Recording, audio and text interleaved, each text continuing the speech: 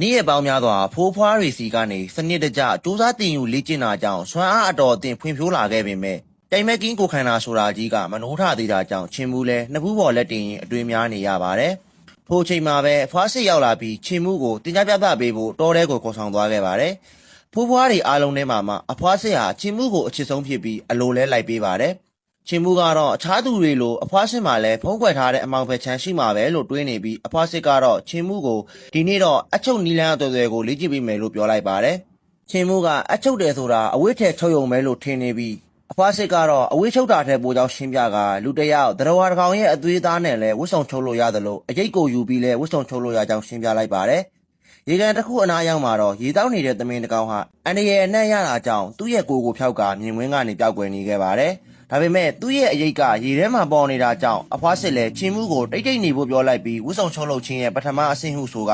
သွေးသားတစ်ခုကိုအချီဖြစ်ပြောင်းလဲပြီးအရေးစီပစ်လိုက်ပါတယ်။ချက်ချင်းဆိုသလိုသမင်ရဲ့မူလခန္ဓာကိုယ်ကြီးကပါရက်တန့်သွားပြီးလှုပ်လို့မရဖြစ်သွားခဲ့ကဝိညာဉ်၃ပါးကစိတ်ဆွမ်းရင်ကိုထိန်းချုပ်လိုက်ပြီးကြံဝိညာဉ်9ခုကတော့ခန္ဓာကိုယ်အတွင်းပိုင်းကခြေဆွမ်းရင်တွေကိုထိန်းချုပ်လိုက်ကြပါတယ်။ထို့နောက်အဖွားစစ်ကဒီဝိညာဉ်10ခုစလုံးကိုထိန်းချုပ်နိုင်သွားရင်တရဝါတိုင်းရဲ့စိတ်ဝိညာဉ်စွမ်းအားကိုလိုသလိုအသုံးပြုနိုင်ကြောင်းရှင်းပြနေခဲ့ပါတယ်။ချင်းမှုလဲစာအုပ်နဲ့ခဲတံကိုယူကတိတိကျကျမှတ်သားနေပြီးအဖွားစစ်ကတော့ဒုတိယအဆင့်အနေနဲ့အရေးနဲ့ခန္ဓာကိုပိုင်းခြားပြီးမော်ဆန်နဲ့အချုပ်နီးနဲ့အရေးထဲကနေဝှစုံကိုထုတ်ယူရမှာဖြစ်ပါတယ်။ဝှစုံထုတ်ယူတဲ့ဆိုတာဟာလည်းအပိတိုင်ထုတ်ယူတာမျိုးမဟုတ်ပဲအငှားသဘောသာဖြစ်တာကြောင့်လွတ်ပေးလိုက်တာနဲ့တမင်ကအကောင်းတိုင်းပြန်ဖြစ်သွားခဲ့ပါတယ်။ဒါပေမဲ့ဝှစုံမော်ကထိန်းချုပ်အပ်မရှိတော့ရင်တော့အရေးဟာသူ့ရဲ့ခန္ဓာကိုယ်မတွေ့မချင်းလိုက်ရှာနေတော့မှာဖြစ်ပါတယ်။ထို့နောက်ဝှစုံကိုခြုံပေးလိုက်ရာချင်းမှုဟာလည်းအမီးတွေထွက်လာကလှပတဲ့တမင်တစ်ကောင်အဖြစ်ကိုချက်ချင်းပြောင်းလဲသွားခဲ့ပါတယ်။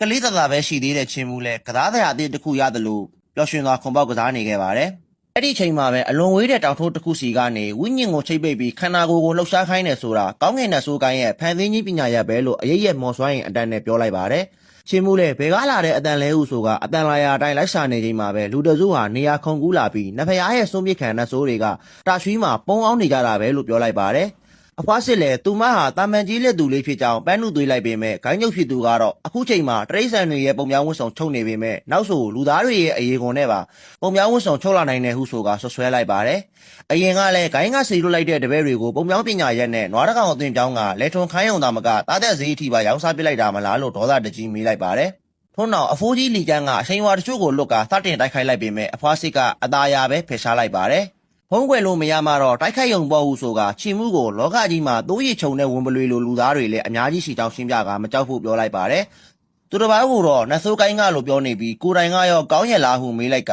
ရန်ခမ်းနိုင်ငံရဲ့နောက်လိုက်ခွေးဖြစ်ပြီးကလေးကဟောင်းတန်တွေပူကျဲလာတယ်နော်လို့ခနဲ့လိုက်ပါတယ်။ပိုးကြီးလီကျန်းလဲသူတို့ဟာနတ်ဖျားဆောင်းလျှောက်တဲ့ရန်ခမ်းနိုင်ငံတော်ကိုနတ်ဖျားတွေရဲ့အလိုတော်ရဆောင်းလျှောက်ပေးနေတဲ့ဂုံတီရှိဓာကိုင်းကြီးဖြစ်ကြောင်းပြောလိုက်ပါတယ်။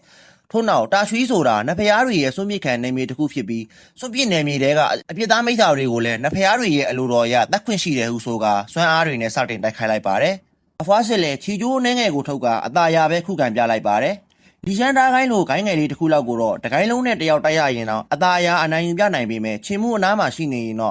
့စိတ်ဖြောင်းဖြောင်းနဲ့တိုက်လို့မရတာကြောင့်ရွာကိုပြန်မှုပြောလိုက်ပါတယ်။အဖိုးကြီးလီကျန်းလဲဝိညာဉ်တတိသားဆင်းရှိတဲ့တပည့်9ယောက်ကိုဆေလွတ်ကချင်းမှုနောက်ကိုလိုက်သွားပြီးခေါင်းကိုဖျက်ယူလာဖို့အမိန်ပေးလိုက်ပါတယ်။အဖွားစစ်လည်းချီကျိုးတွေနဲ့တားဆီးဖို့ပြင်လိုက်ပေမဲ့ဖျက်ဆီးခံလိုက်ရပြီးနောက်လီကျန်းသားကိုင်းကအကြီးအကဲတွေနဲ့စတင်တိုက်ခိုက်ရပါတယ်။သွေးအေးနဲ့ရက်ဆက်တတ်တဲ့အဖွားစစ်လည်းအခုလိုမတိုက်ခိုက်ရတာကြာပြီဟုဆိုလိုက်ပြီး9ယောက်လုံးကိုအရေးကုန်ခွာပြီးဝှစုံချုပ်ပစ်မယ်လို့ပြောလိုက်ပါတယ်။ချင်းမှုကတော့ခုချိန်ထိတရေသားမဖွဲ့နိုင်သေးတာကြောင့်အဆန်းကုန်ကြိုးစားပြေးနေပေမဲ့အလင်းမြန်မဲ့မိလာကြတဲ့လီကျန်းကိုင်းသားတွေဟာကုန်းပေါ်ကသာမကရေထဲကနေပါလိုက်လံပြီးပိတ်ဆို့ဖမ်းဆီးဖို့ကြိုးစားနေကြပါတယ်။တစ်ဖက်မှာလည်းအဖွားစစ်နဲ့ဓာကိုင်းကအကြီးအကဲတွေဟာအစွမ်းကုန်တိုက်ခိုက်နေတာကြောင့်ပောက်ကွဲတံတွေတောအတွင်းပြန့်နှံ့နေပြီးချင်းမှုလည်းရွာကိုအမြန်ပြန်ပြီးအဖိုးတွေကိုအကူအညီတောင်းရမယ်လို့တွေးနေပါတယ်။ဒါပေမဲ့အနောက်ကလိုက်မိလာတဲ့လီကျန်းကိုင်းသားတွေစီကနေမျက်ခြေဖြတ်ဖို့အကြံထုတ်နေရပြီးမြစ်ကြောင်းတိုင်းပြေးနေရင်တော့မကြခင်ဖမ်းမိသွားမှာပဲဟုဆိုကတောအတွင်းကွေ့ဝင်လိုက်ပါတယ်။ရေထဲကတပည့်တွေလည်းကုန်းပေါ်တက်လိုက်လာပြီးဖမ်းမိတော့မလို့ဖြစ်သွားချိန်မှာတော့ရေတောင်းနေတဲ့သမင်အုပ်တစ်ခုစီဝင်ကမျက်ခြေဖြတ်လိုက်ပါတယ်။လီကျန်းကိုင်းကတပည့်တွေလည်းသမင်အုပ်ထဲမှာချင်းမှုကိုလိုက်ရှာနေရပြီ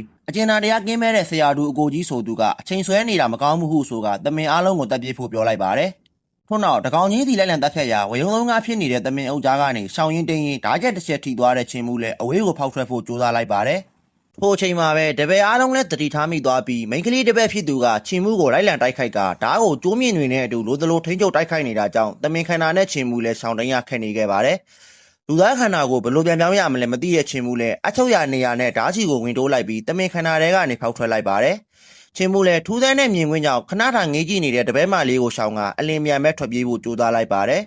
မျိုးသမီးတပည့်လည်းငါလက်ကနေမလွတ်ပါဘူးဟုဆိုကဓာတ်တစ်ချက်ပစ်လိုက်ပြီးအားလုံးကထီသွားတယ်ထင်ကြပေမဲ့တိုင်မောင်များစွာတင်မှုတဲ့ချင်းမှုကတော့ဓာတ်ကိုအသာရပဲဆောင်ပြလိုက်ပါတယ်ထို့နောက်မျိုးသမီးတပည့်လည်းတအိမ်တစ်ခုတည်းကဓာတ်ပေါင်းများစွာကိုထုတ်ယူလိုက်ပြီးဝိညာဉ်ကျိုးမြင်တွေနဲ့ထိန်ချုပ်က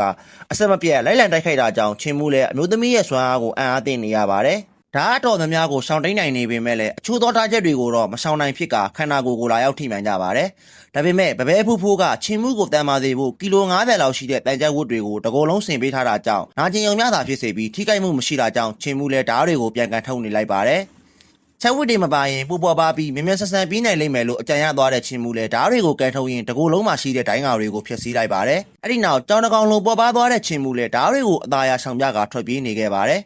တနေရာမှာတော့အချိန်လွန်ပြီးချယ်ရီပင်တစ်ခုပေါ်ပြုတ်ကျသွားချိန်ဓာတ်ပေါင်းများစွာဟာဝိုင်းရံလာပြီးထိုးတက်ဖို့အသည့်အနေထားဖြစ်သွားကြပါတယ်ဘာမှချင်းနှင်းရမရှိဖြစ်နေပြီးရှောင်လွဲလို့မရဖြစ်နေချိန်မှာပဲမြန်ဆန်တဲ့အချိန်နဲ့သာဆိုအသေးမွားလေးတွေဟာလည်းမြေပြန့်တစ်ခုလိုပဲဆိုတဲ့အဖိုးချွဲကြီးရဲ့စကားကိုပြန်ကြားအောင်လာပါတယ်ထို့နောက်ချယ်ရီပန်းတစ်ပွင့်ကိုနင်းကလေးခိုင်းကနေထွက်လာတဲ့မြားတံတစ်ခုလိုအချိန်ပြင်းပြင်းနဲ့ခုန်ထွက်သွားခဲ့ပါတယ်ဒီကျန်းကိုင်းကတပည့်တွေလည်းသူတို့လိုဝိညာဉ်တရေသားဖွဲ့ပြီးသူတွေတောင်မလုံနိုင်တဲ့အရာတွေကိုလောက်ကျသွားတာကြောင့်အံ့ဩနေကြပေမဲ့သူတို့ရဲ့ဆရာတူအကိုကြီးဟာလည်းတရေသားအဆင့်အထိုးထိပ်ပဲဟုဆိုကတက်ကြက်မကွာလိုက်လံဖမ်းဆီးကြပြန်ပါတယ်ချင်းမှုလည်းဓာတ်ချက်ပေါင်းများစွာကိုရှောင်ရင်းတိန်ရင်းနဲ့နောက်ဆုံးမှာတော့သူခေါ်ဆောင်ခြင်းတဲ့နေရာကိုရောက်ရှိလာခဲ့ပါတယ်အားလုံးလည်းအန်ဒီရဲ့ငွေသက်ကိုခံစားမိကြပေမဲ့ချင်းမှုတောင်သွားရဲသေးတာပဲဟုဆိုကမလျှော့တဲ့မာနနဲ့လိုက်လာခဲ့ကြပါတယ်တောင်ထုတ်တစ်ခုနားမှာတော့တာရဲကြီးတစ်ကောင်ရဲ့လက်သေးကုတ်ရကြီးကိုမြင်လိုက်ရချိန်မှာတော့အားလုံးလဲတုန်လှုပ်သွားခဲ့ကြပြီးချင်းမှုကတော့တစုံတစ်ခုကိုလိုက်လံရှာဖွေနေကထိုချိန်မှာပဲသူ့နောက်ကနေကြီးမားတဲ့တာရဲကြီးတစ်ကောင်ရဲ့နှဆိုးမျက်လုံးကြီးတစ်လုံးဟာပွင့်လာခဲ့ပါတယ်